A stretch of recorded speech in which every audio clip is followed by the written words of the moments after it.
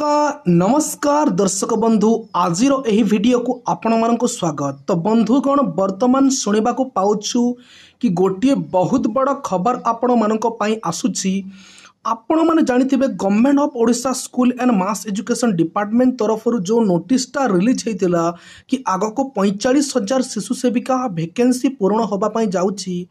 तो वर्तमान रो अपडेट एटा कि आसंता 31 अगस्त मध्यरे यही वैकेंसी रो फुल्ली डिटेल्स एडवर्टाइजमेंट आसवाक जाउची।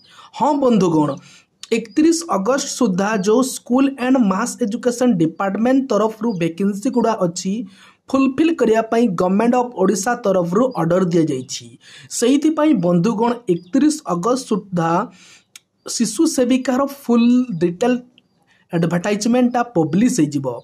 तो बंधुगण मु आपन को कही कि शिशु सेविका नियुक्ति रे आपण मानकर क्वालिफिकेशन एज क्राइटेरिया आपणकर सैलरी कौन रहिबो कौन नहीं सब जिनस मु आपण को लास्ट वीडियो रे कहितली।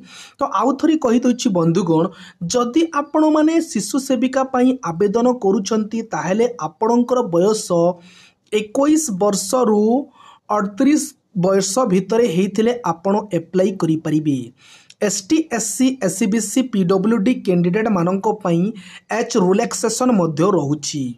तो बंधुगण यार सैलरी रहिबो केवल 3000 मात्र, किंतु यार सैलरी आगो को बढ़िबो। तो आपण माने जानिथिबे आपणकर हायरिंग प्रोसेस थ्रू आपण को नियुक्तिटा दिया जिवो जोडा कि स्कूल मैनेजमेंट कमिटी आपणकर प्राइमरी स्कूल रो स्कूल मैनेजमेंट कमिटीटा आपण को नियुक्ति देबे जोटा असेपा अंडर रही कि आपण कामटा करिबे।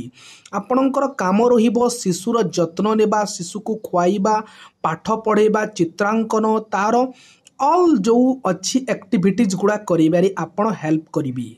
तो बंधुगण आपण जदि +2 पास करिसंती तो एई जॉब पाई एलिजिबल हेई परिबे एवं आपणक निज गाँ स्कूल रे केवल आपण पाठ पढ़ई परिबे। अन्य को स्कूल रे आपण पढ़ई परिबे नाही। आपणकर गाँ स्कूल रे प्राइमरी स्कूल रे ए वैकेंसीटा बाहरिबो। गोटे स्कूल रे केवल जणे माने फीमेल कैंडिडेट को सेमाने सिलेक्शन करिवे ए पोस्ट पाई एवं से जगह रे आपण टीचिंग देबे बा आपण शिशु सेविका हिसाब रे शिशु बाटिका स्कूल रे नियुक्त हेबे। तो बंधुगण एइथिला आपण मानक पई गोटे छोटिया इन्फॉर्मेशन। जदि वीडियोटी भल लागि थाए ताहले चैनल टी को सब्सक्राइब करि देबा सहित सांग मानक सहित शेयर करि दियंतु। कोन पई ना आगो को जो ए वैकेंसीटा आसीबो तार डिटेल्स एडवर्टाइजमेंट नै कि मु आसीबी एवं आपण को वीडियो माध्यम रे जणैबी। तो सांग मानक शेयर करि दियंतु जेहेतु से माने जानि परिबे एवं अपॉर्चुनिटी रो फायदा उठाई परिबे। धन्यवाद।